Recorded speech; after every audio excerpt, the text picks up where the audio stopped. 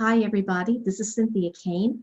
Welcome back to UL100ZB Research Skills, Information, and Technology for the week of April 1st and the Evaluate portion of our module.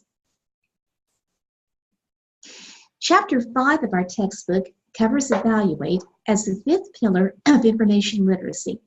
And this basically means assessing your research findings. This is going to relate directly to our learning assessment that you will have an opportunity to do in this module, which deals more with the evaluation of sources. And we'll be covering that in a separate video tutorial. But by the time you finish this particular video tutorial for Evaluate, you'll be able to understand, know, and recognize issues of quality, accuracy, relevance, bias, reputation, and credibility in any type of resource, regardless of the format. Now, we've talked about this in some previous video tutorials, that we're not really concentrating right now on the actual format of information, whether it's available online or in print, or whether it's available as a book or a journal article or a website or a social media posting. We're concentrating much more now upon the content and the intent of the information within that specific source, regardless of format. So by the time we finish this particular module, and you'll have a chance to finish some engagement activities and a learning assessment, you'll be able to be a lot more of a critical thinker of information and be able to evaluate much more critically and suitably on any type of information source that's going to be appropriate for the topic that you are actually working on right now. So some points to keep in mind for this module in particular. Not everything online is unreliable, and not everything in print is reliable. So we can't really make that distinction.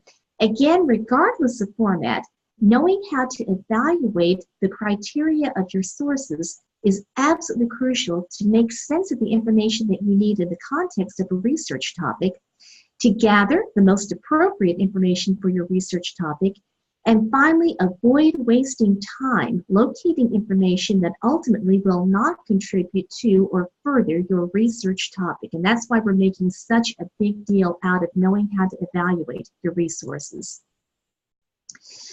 Pages 66 through 67 of our textbook talks about why and when would the following types of sources be relevant for an information need.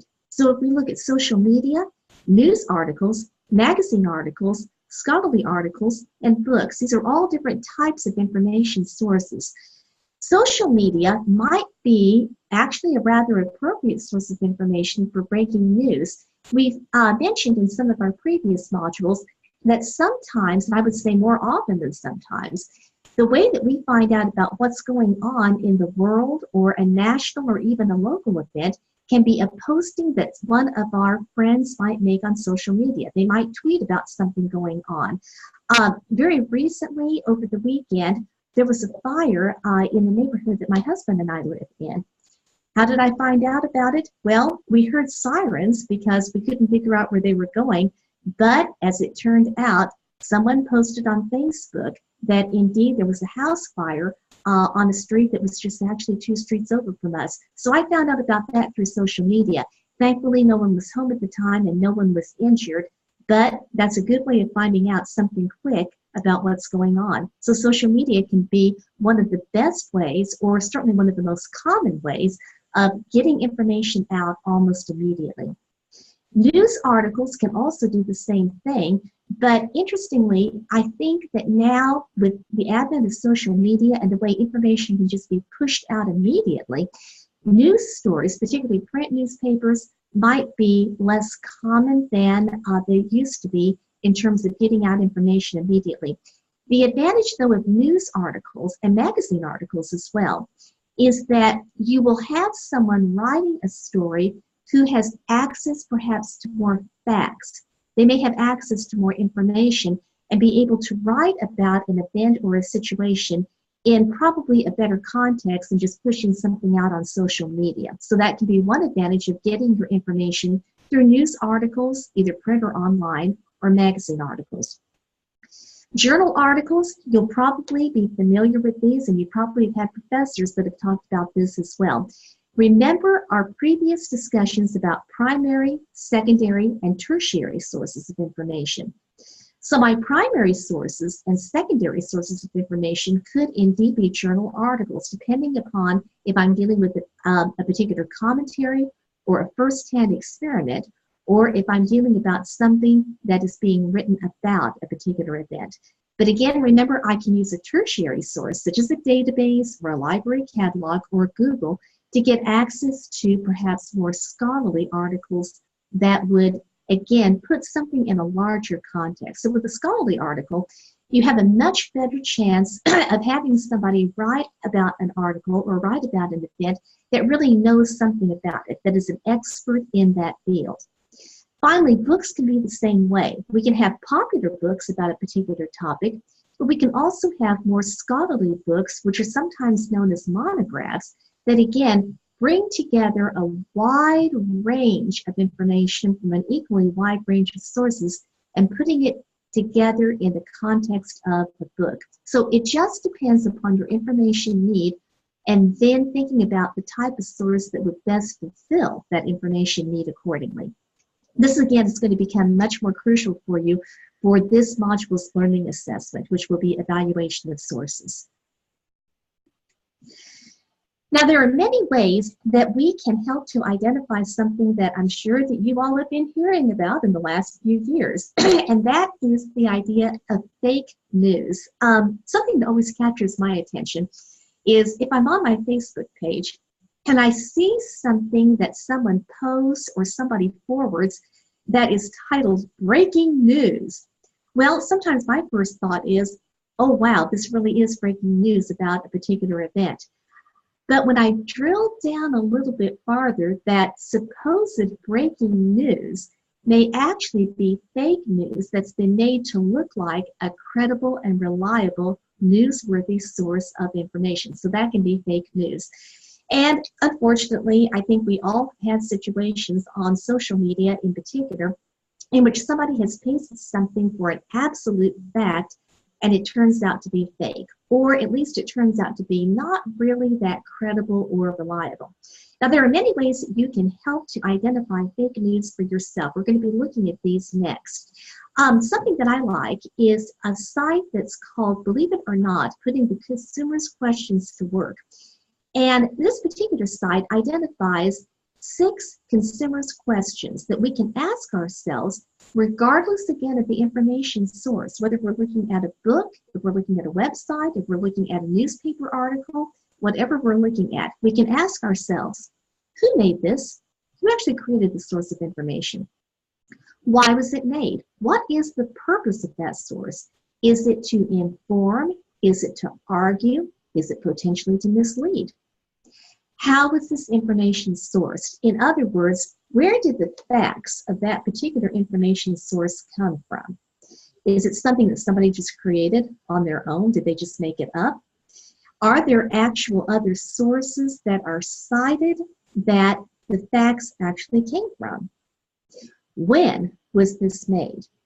Are we looking at something that was created a number of years ago that may no longer be appropriate if you have the very current information need? So we always look for things such as the date of creation, the year of publication for a journal article or for a book. When was it actually made? What is this missing? What content might actually be missing? And we're going to see an example in just a second that shows what might actually be missing from the content of an information source. And finally, where do I go from here? Do I take this at face value?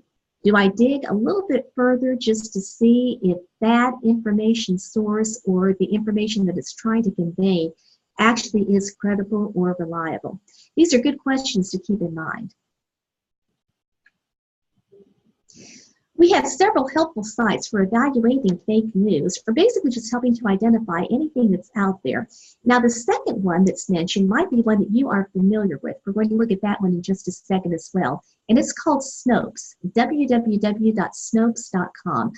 I really like to go to Snopes when someone posts something on my Facebook page or my Twitter feed.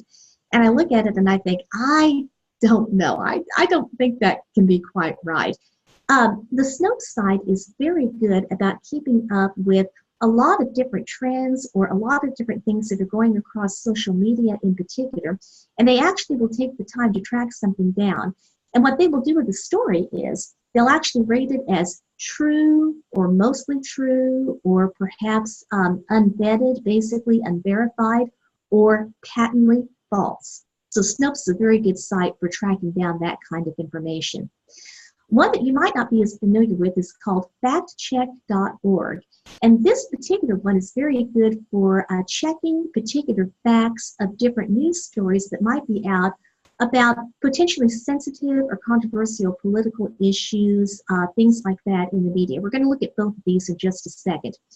Also, though, if you're suspicious of a news story that's posted online or posted on social media, often it's very easy just to go to Google and check the actual facts. And I do that quite a bit because sometimes, again, somebody might post something on my social media and I'm just not quite sure how credible or how reliable that actually is when I'm evaluating my information as I go along. So we're going to apply some of the consumer's questions. I would say probably about a few months ago, this meme or this photo was making the rounds of Facebook and Twitter and other types of social media. Well, let's look at this for just a second. That looks like it is Arnold Schwarzenegger. And it looks like he's sleeping in a sleeping bag in front of a statue of himself, probably dating back from the days when he was a bodybuilder back in the 1970s.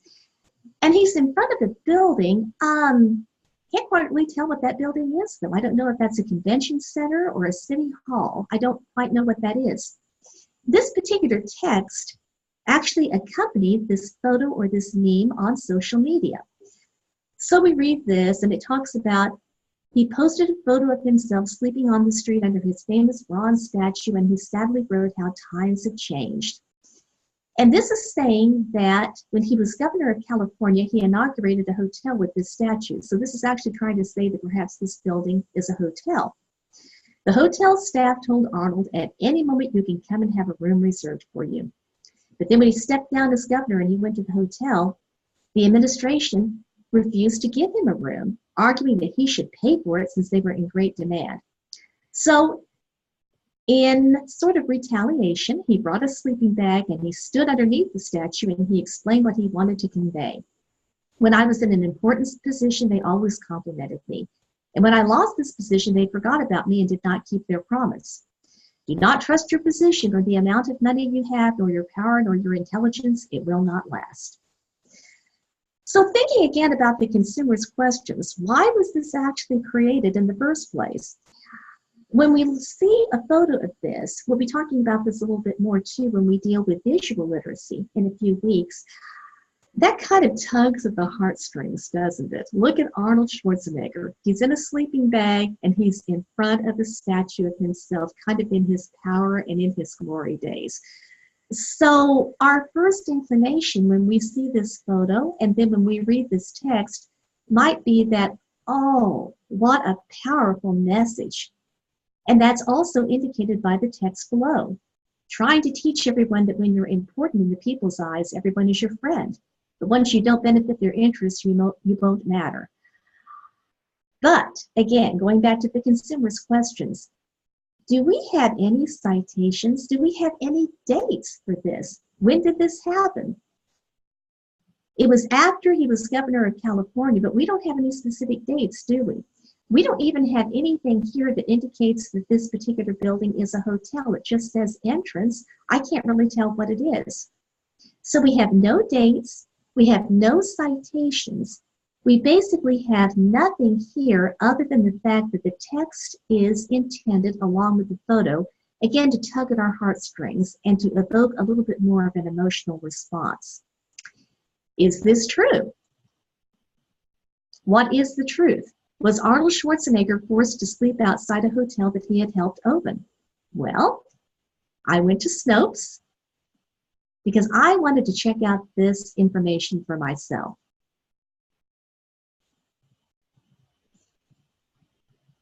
And when I went to Snopes, was Arnold Schwarzenegger forced to sleep outside a hotel he had helped open? Oh, there's the photo again. There's the claim. They're saying that this was actually miscaptioned. And apparently, what happened with the photo, the story is riddled with falsehoods. The photo is real. The photo is legitimate. It was taken in January of 2016 when he was shooting a film in Columbus, Ohio. Apparently, he posted it on his Instagram account as a joke, and he said how times have changed. So the photo is real, but he posted it as a joke. And it's actually located, the statue, outside the city's convention center. It's never been situated in front of a hotel. So this one is a very interesting particular story about miscaptioning, or sort of twisting the facts. So the photo is real. The facts, however, don't actually fit what happened when Arnold actually took the photo. So this is a good example of something that could be fake news. Again, something that would appeal to a particular population, and it's also something that would be incredibly easy to push through on social media and capture somebody's attention. Here is the actual site of Snopes.com that I mentioned. And here is factcheck.org, which is a project of the Annenberg Public Policy Center that we can use to check more information again on political issues, stories that are out there in the news now that talk about facts versus, again, appealing to emotions. So let's go back and let's look at another appeal to emotion and potentially misleading or fake news. Well, this was another photo that I found on social media. And the only caption is, "Last veteran of this World War II battle group marching alone, heart, double tap for respect." And it looks like that's probably a crying emoticon and another heart. Well, this photo again looks somewhat real. It's a little bit blurry, but it looks like it is an older gentleman wearing a series of medals on his chest. He's carrying flowers and a balloon, and there's quite a crowd behind him. But again, we need to apply the consumer's questions. Do we know where this actually came from? Do we have any citations? Do we have any dates? Is this a parade?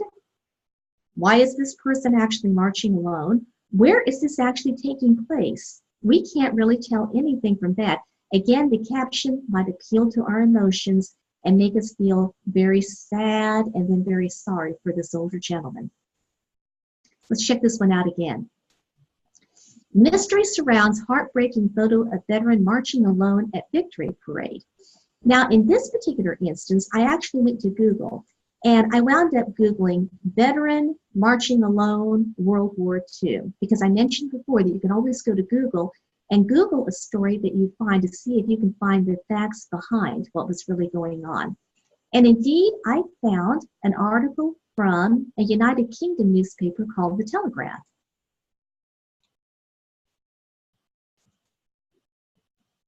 And here's the article.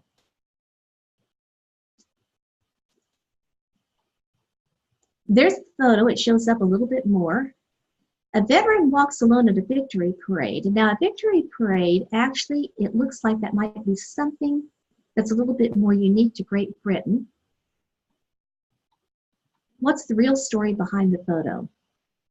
And another version of the caption is, how many people will share this hero? He can be seen waving at the crowd and accepting flowers from another well-wisher. Now, here's the interesting part. Remember, we couldn't tell where this was actually taken. It looks like the person who actually took this photo took it at a victory parade in 2007 in St. Petersburg, Russia. Now, that's very interesting because, again, we had no context. We didn't know where this was taken. World War II veteran, well, we're not really sure one way or the other. And he also explains why the veteran appeared so upset in the photo. He was upset that he was behind the column with other veterans and could not catch up with them. And as noted in this story, the photo has attracted thousands of comments, although many Facebook users appear to be confused about his nationality, with the mystery man being described as American, Australian, and British. So again, you can see how fake news, or actually just fake stories, can be created so easily by just one use of a photo, putting a caption on, and sending it out there. So check. Take a look at factcheck.org, take a look at Snopes. Use Google to actually Google the facts behind a particular story if you find that particularly online and you're just not quite sure whether it's true or not.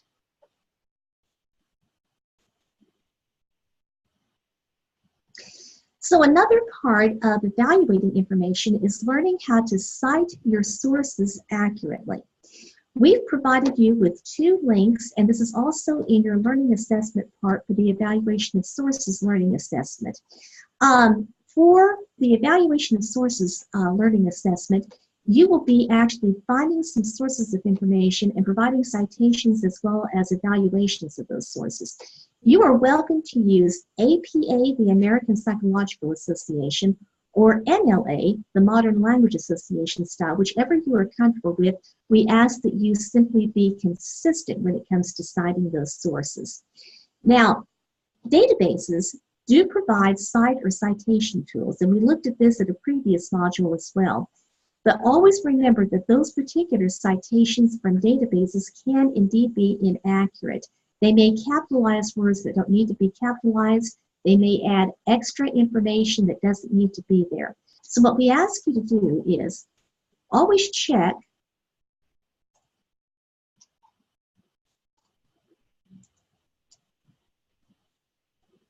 at sites such as the Online Writing Lab at Purdue. And here is the link that I provided you in the slide and also in our module for APA style. So you can go to this link and it will show you, for example, the basic rules of citing sources in APA, such as doing articles and periodicals, or books, or other print sources, or other electronic sources such as websites. If you are more comfortable with using NLA, you can find the same type of help with the MLA Formatting and Style Guide through the OWL at Purdue site. Again, it will show you how to cite books, periodicals,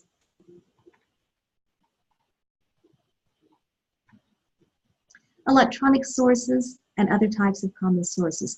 We are going to be looking very closely at your citations for accuracy when you do your evaluation of sources learning assessment. So that's why we wanted to make sure that you knew how to find this type of online help. And ask us too if you have any questions.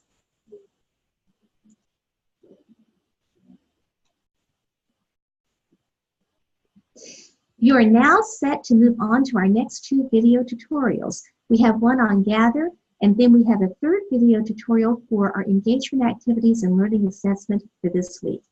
Good luck.